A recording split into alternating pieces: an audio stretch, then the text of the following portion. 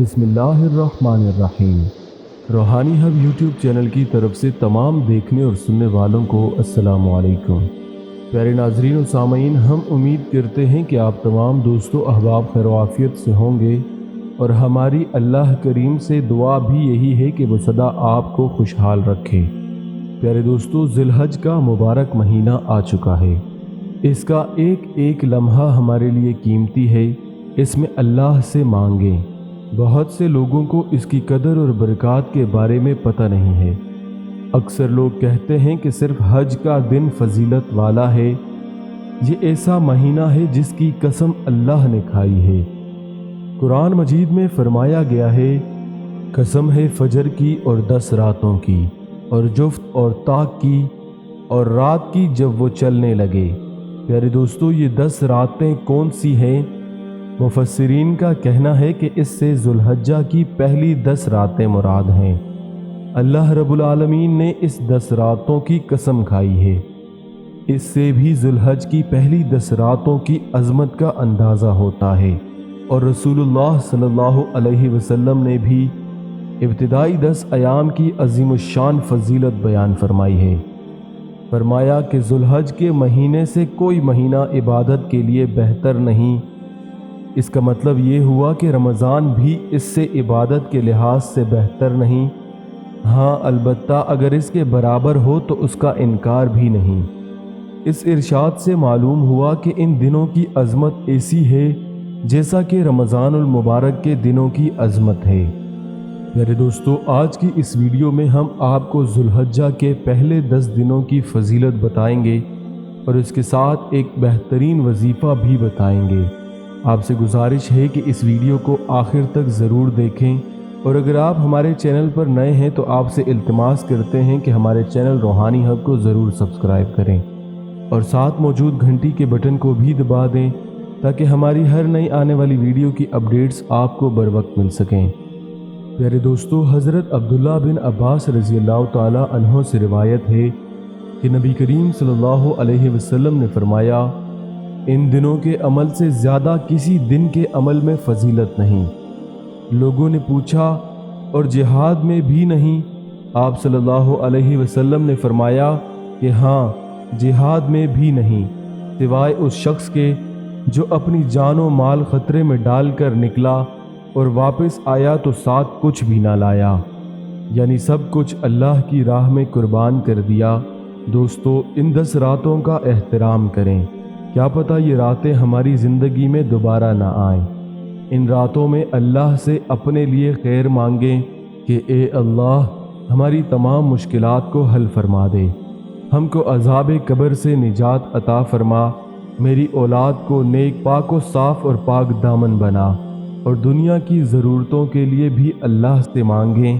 انسان جب پیدا ہوتا ہے تو وہ ضرورتوں کا غلام بن جاتا ہے، اور ضرورتوں کا یہ سلسلہ قبر میں جانے تک ختم نہیں ہوتا۔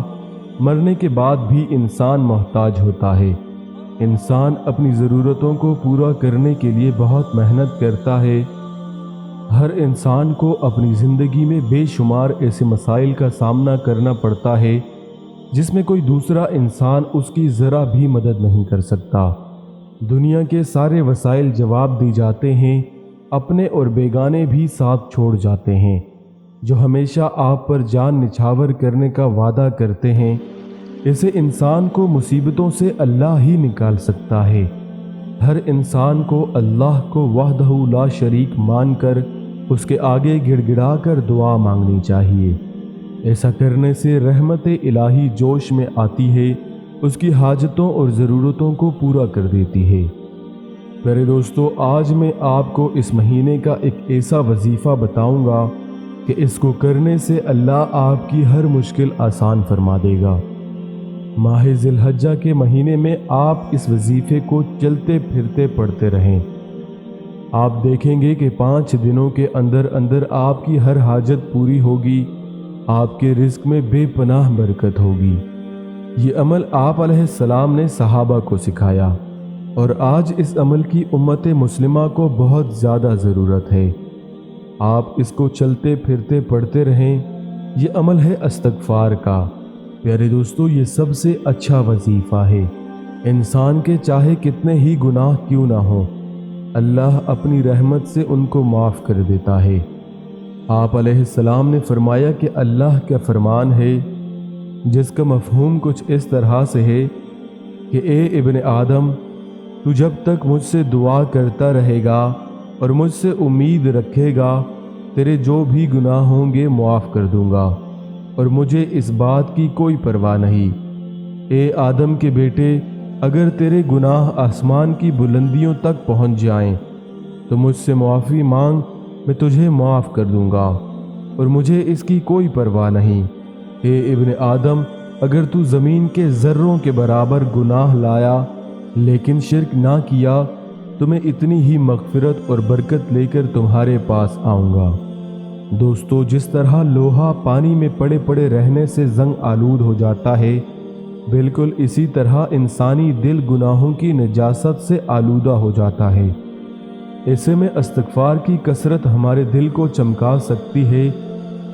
आप अलैहिस्सलाम की तवील हदीस के आखिर में है कि इंसान तौबा करे और अपने गुनाहों से मुआफ़ी मांगे तो उससे उसका कल्ब चमक उठता है। इस महीने में उठते बैठते इस्तिग़फ़ार करें और इस अमल के बहुत से फ़ायदे हैं। अगर आपको पैसों की कमी है, आपका कारोबार रुक गया है या कारोबार में बरकत नहीं, रिस्क में कमी है या कोई और बड़ा मसला है, तो उठते बैठते चलते फिरते इस्तिग़फ़ार पढ़ें। अल्लाह आपका हर किस्म का मसला हल कर देंगे। अगर आपकी औलाद नाफरमान है तो इस अमल को करें। इस महीने ज़्यादा से ज़्यादा इस्तिग़फ़ार करें।